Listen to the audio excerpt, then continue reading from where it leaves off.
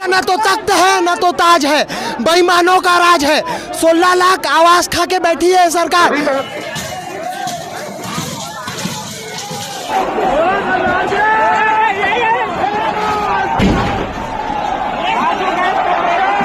कुछ नहीं ले लूंगा से प्रांशु अग्रवाल।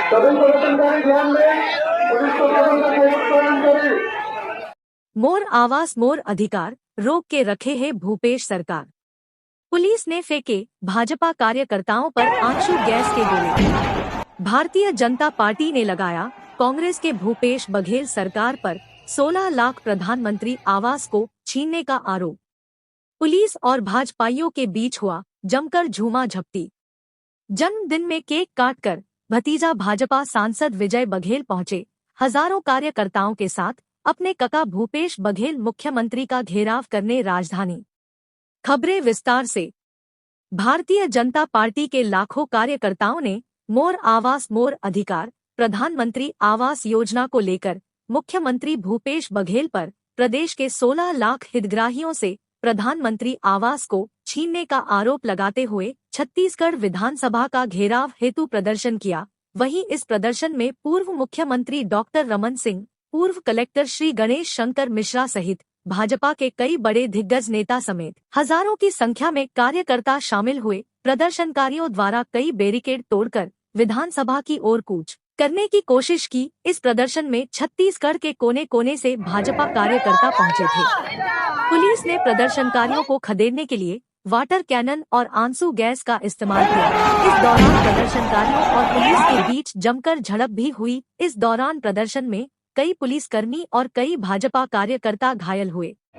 इस प्रदर्शन को रोकने पुलिस प्रशासन ने कई अति व्यस्त मुख्य मार्ग पर बैरिकेड्स लगाए थे, तो कई मुख्य चौराहे पे हाईवा जैसे बड़े वाहनों को चिपका कर खड़ा कर दिया था, जहां से राहगीरों को आने जाने में काफी परेशानी हुई। इस पुलिस व्यवस्था को लेकर राजधानी वासियों में काफी आक्रोश भी देखने को मिला। वहीं दुर्ग लोकसभा के लोकप्रिय सांसद विजय बघेल ने अमलेश्वर में अपने जन्मदिन पर केक काटकर मुंह मीठा कर अपने हजारों भाजपा कार्यकर्ताओं के साथ अपने सगे चाचा कका भूपेश बघेल मुख्यमंत्री जी के विधानसभा का घेराव करने राजधानी पहुंचे। लेकिन उनके चाचा कका मुख्यमंत्री जी अपने भतीजा और उनके कार्यकर्ताओं को विधानसभा से 8 किलोमीटर पहले ही रोक दिया। इस प्रदर्शन के दौरान भाजपा कार्यकर्ताओं ने ड्यूटी पर तैनात जवानों से धक्का-मुक्की भी की, जिसमें कई पुलिस अधिकारी कर्मचारी घायल हुए। वहीं भाजपा ने आरोप लगाते हुए कहा कि भाजपा कार्यकर्ताओं के ऊपर पुलिस ने लाठीचार्ज और आंसू गैस से हमले किए, जिसमें युवा मोर्चा से प्रदेश कार्यकारिणी सदस्य, बेमेतरा जिले के नवागढ़ सरपंच एक कार्यकर्ता केशव साहू के कमर में आंसू गैस का गोला फट गया, जिससे वह बुरी तरह घायल हुआ है। इसके साथ ही अन्य घायलों की भी तस्वीरें सामने आई है, जिसके बाद भाजपा प्रदेश अध्यक्ष घायल कार्यकर्ता से मिलने अस्पताल पहुंचे थे। छत्तीसगढ़ 24 न्यूज के लिए रायपुर से संतोष देवांगन की रिपोर्ट। आइए देखते हैं संतोष देवांगन के साथ प्रदर्शन की लाइव तस्वीरें। क्या कहता है भाजपा नेता और क्या कहता है कार्यकर्ता।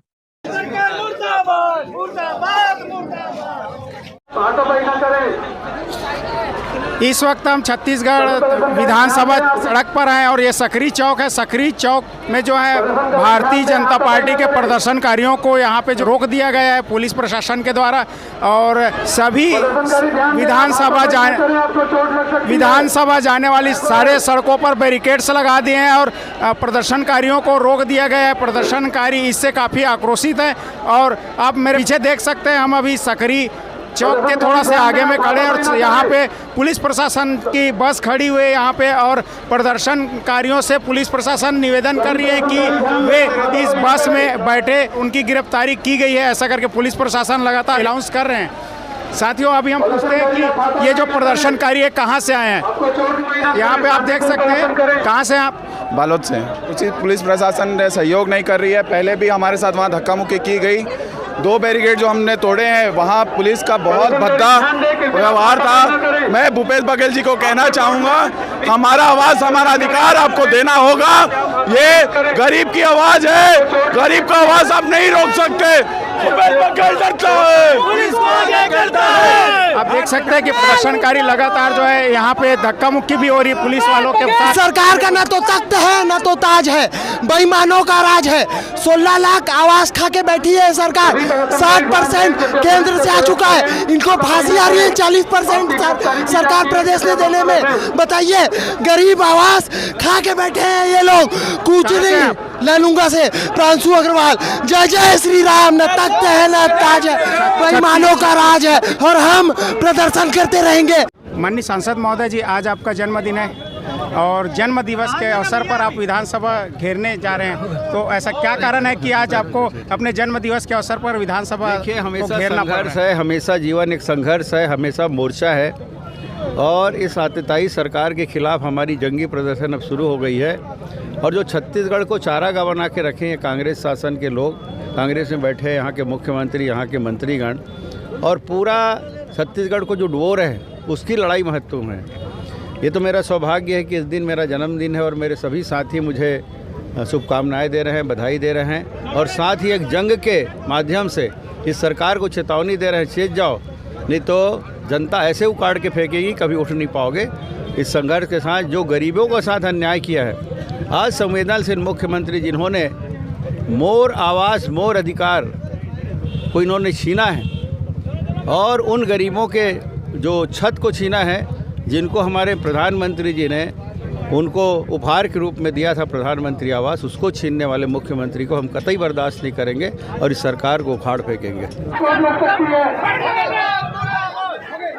यहाँ पे और प्रदर्शनकारी युवक हैं, यहाँ भारतीय जनता युवा मोर्चा के। कहाँ से हैं आप लोग?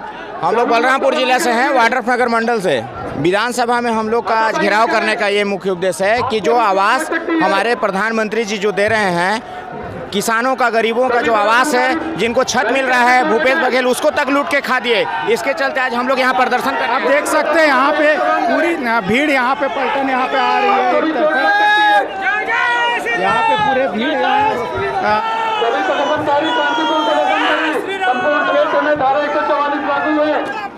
ये पूरी चल रही है यहाँ पे।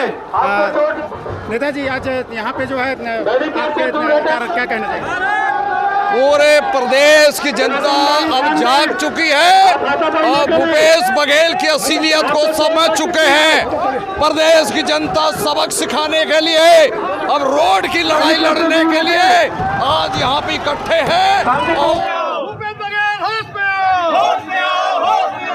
विधानसभा का आप घेराव कर रहे हैं, लेकिन यहाँ पे सड़क पे जो है पुलिस बैरिकेड से लगी हुई है, आप लोग कैसे पहुँचेंगे और विधानसभा का घेराव कैसे करेंगे? भूपेश बघेल ने पूरी ताकत झोंक दी है। चारों गेट में, चारों तरफ से हम लोग इसका दौरा किए हैं, बहुत सारे सख्त बैरिकेड्स लगाए हैं। जो अपराधी होता है वो अपनी सुरक्षा पे बहुत ज़्यादा ध्यान देता है, लेकिन सच्चाई भी उसको लांघ के चले जाती है। देखिए, बैरिकेड्स तोड़ते हुए हमारे बीजेपी के लाखों कार्यकर्ता विधानसभा की ओर बढ़ रहे हैं। लेकिन यही भूपेश सरकार का कहना है कि प्रधानमंत्री आवास के लिए जो है केंद्र सरकार ही उनको जो है पूरी फंड मुहैया नहीं करा रही, जिसके कारण से आवास का काम रुका हुआ है। अगर ऐसी बात है तो उन्होंने लेखा जोखा जब मांगा गया है तो भूपेश सरकार जी ने अपना लेखा जोखा क्यों प्रस्तुत नहीं कर रहे हैं? केंद्र से पैसा आया है, उसका पूरे दुनिया को सर्वविदित है और उसकी घोषणा हो चुकी है। तो इस चीज़ को देखना चाहिए कि हमारे यहाँ की सरकार का जो हिस्सा है, अगर वो मिलाए होते तो उनके पास भी एक रिकॉर्ड होगा। आजकल तो सब कुछ ऑनलाइन हो रहा है ना, सच्चाई का सबूत।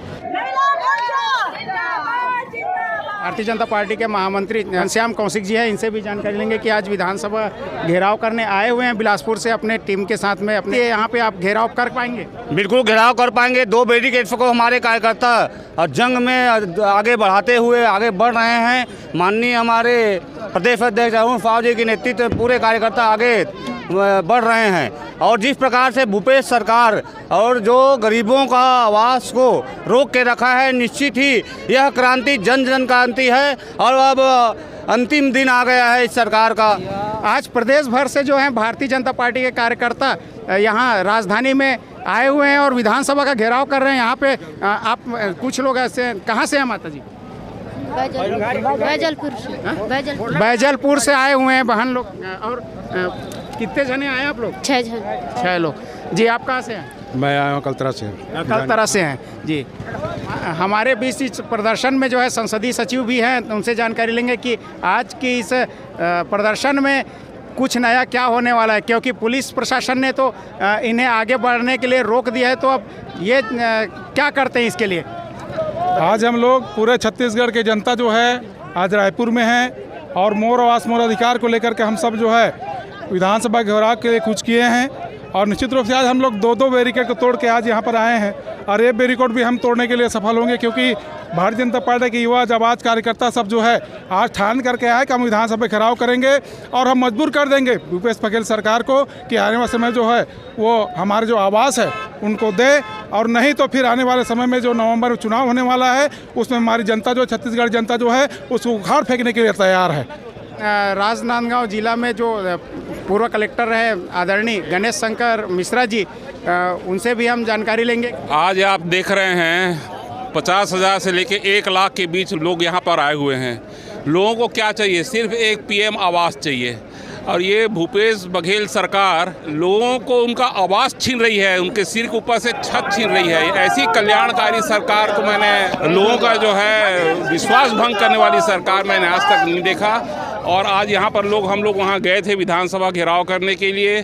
पहला बैरिकेड को लोगों ने तोड़ के आगे बढ़े, वहाँ पर टीयर गैस हुआ। टीयर गैस के बाद खुलेआम लोगों ने ये धमकी दी कि लाठीचार्ज भी होगा और गोली भी चलेगी। तो लाठीचार्ज और गोली चल सकता है तो भाई एक गरीबों का सिर के ऊपर से छत को देने से रोकने का काम तुम क्यों कर रहे हो भूपेश बघेल जी? आपकी सरकार ऐसे भी अब वेंटिलेटर पे ही चल रही है। 6 माह से ज़्यादा जो है सरकार का समय नहीं बचा है, और अब जो ठग करके लोगों को बेवकूफ़ बना करके कांग्रेस की सरकार आई है, उस सरकार का जो है दोबारा अब आना असंभव, कठिन नहीं असंभव है।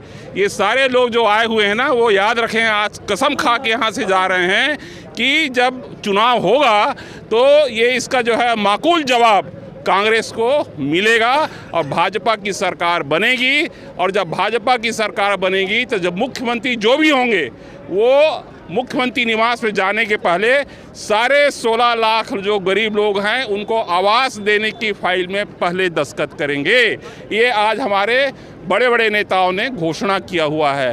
तो आज ये अंतिम काबू में अंतिम कील ठोकने का काम आज ये हो रहा है। भूपेश बघेल जो है भ्रष्ट हो गए हैं, उनका दिमाग खराब हो गया है, इसलिए वो जो है लाठीचार्ज और गोली चलाने की धमकी दे रहे हैं। और इतना फर्जी आदमी है ये, उनके जो है खुद मंत्री हैं टीएस सिंहदेव, उन्होंने चिट्ठी लिख करके भूपेश बघेल को भेजा है कि हम जो है अपने घोषणा पत्र में जो शामिल किए थे आवास देने का, उसके बाद भी एक भी आवास हम नहीं दे पाए।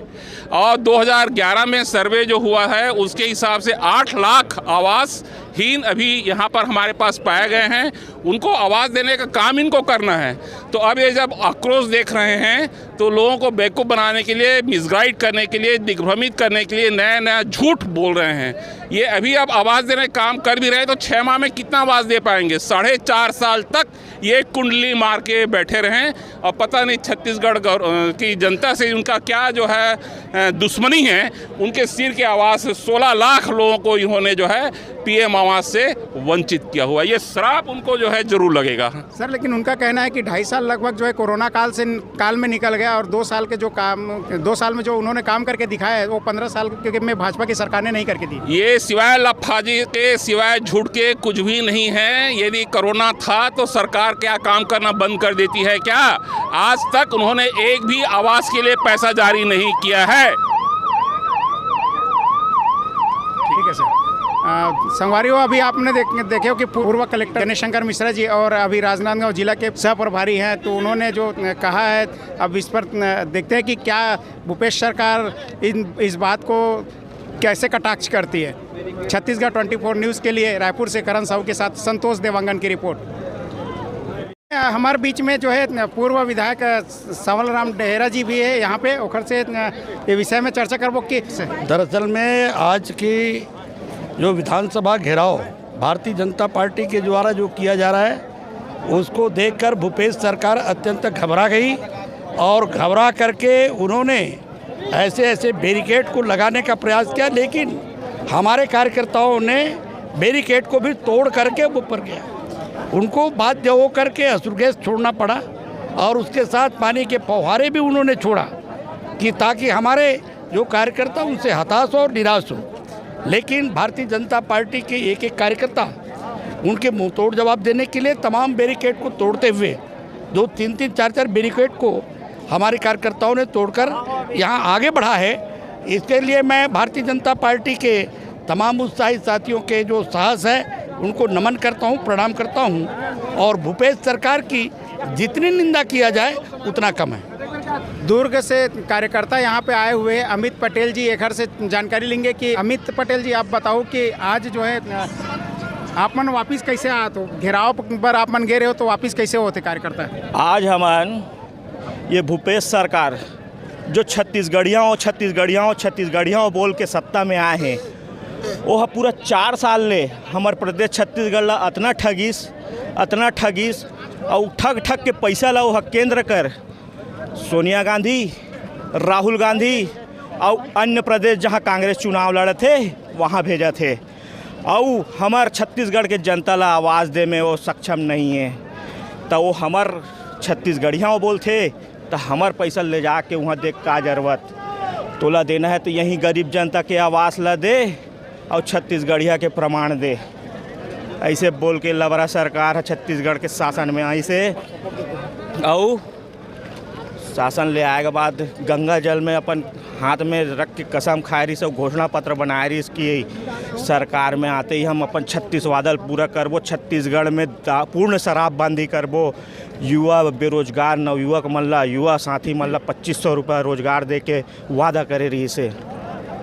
ये बताइए आपकी आज जो आंदोलन यहीं पे खत्म हो जाएगी कि आगे चलेगी भी, क्योंकि विधानसभा घेराव तो अब नहीं हो पाया? अभी तो ये लड़ाई आय पार की उसकी आगाज हुई है। आज आप खुद देख सकते हैं कि हमारे साथ में छत्तीसगढ़ के दूर सुदूर गांव ले आए हुए आदिवासी, जनजाति, पिछड़ा वर्ग के सबो जाति समुदाय सबो तबका के हैं। अब तो हम 2023 में इस सरकार ला उखाड़ फेंकबो और भाजपा के सरकार बनाते हैं हम छत्तीसगढ़ में।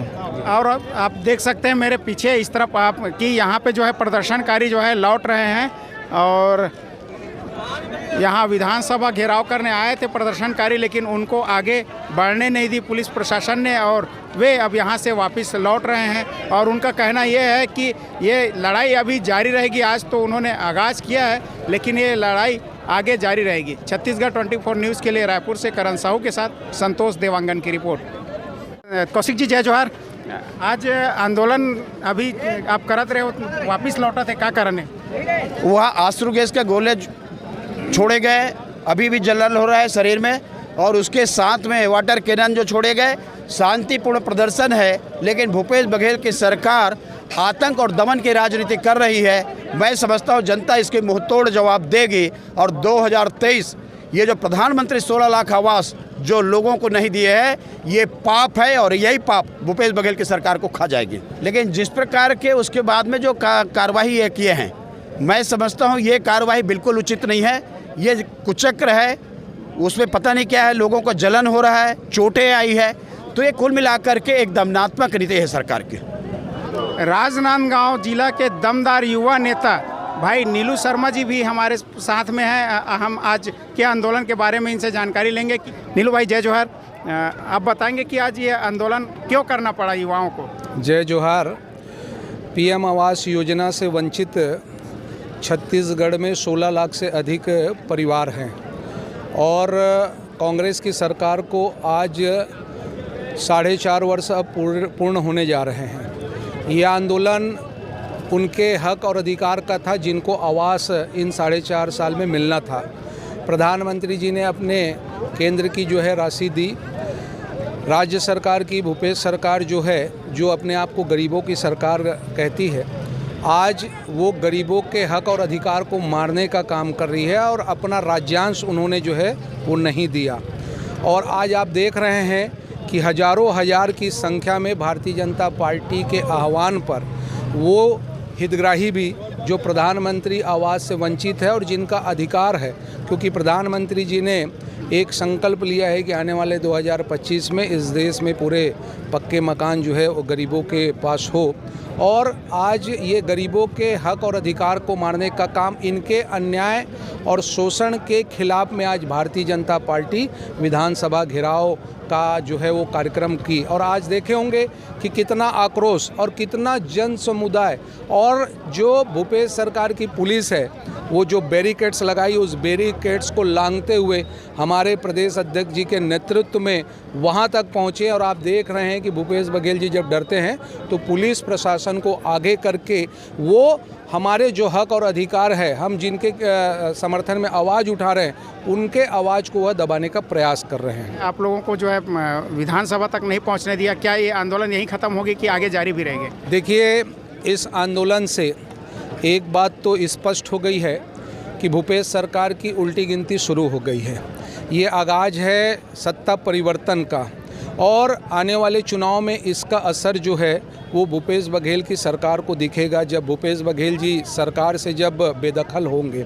और ये आप देखे होंगे कि भारतीय जनता पार्टी विपक्ष की लड़ाई लड़ते हुए हमने पहले युवाओं के अधिकार के लिए लड़ाई लड़ा, फिर हमने महिलाओं के अधिकार की लड़ाई लड़ा, आज गरीबों के आवास के हितों के और उनके अधिकारों की हमने लड़ाई लड़ी। और इस तरीके से छत्तीसगढ़ के हर एक वर्ग के लिए, छत्तीसगढ़ के एक एक व्यक्ति के उनके हक और अधिकार के लिए हम लड़ाई लड़ेंगे। जिस तरीके से ये अन्याय कर रहे हैं, जिस तरीके से ये शोषण कर रहे हैं, जिस तरीके से यहाँ पर माफियाओं का राज है, जिस तरीके से यहाँ गुंडागर्दी चल रही है, आप देख रहे होंगे कि हम एक आह्वान पर, जो हमारे भारतीय जनता पार्टी के प्रदेश अध्यक्ष जी हैं, उनके आह्वान पर आज आप देख रहे होंगे कि कितने हज़ारों हजार संख्या में वहाँ हम विधानसभा घेराव जो है वो करने जा रहे हैं। आप डर क्यों रहे हैं? आप उनके हक और अधिकार को दीजिए, आप उनके जो छत है, उनका जो आवाज़ है, आप उनको दीजिए। आप अपने पुलिस को आगे करके इस तरीके से आप आवाज़ जो है वो दबा नहीं सकते। कि आज हज़ारों हजार लोग आपको सड़क पर दिखाई दे रहे हैं, उनको रोकने का बैरिकेड्स के ऊपर बैरिकेड्स लगा के रखे, कंटेनर, अश्रु गैस और यहाँ तक कि वाटर कैनन जैसे जो है उसका बल प्रयोग भी जो है वो करने का प्रयास करें। तो आप इस तरीके से अगर आप आवाज़ को दबाने का प्रयास करेंगे तो छत्तीसगढ़ की जनता जो है अब जाग चुकी है।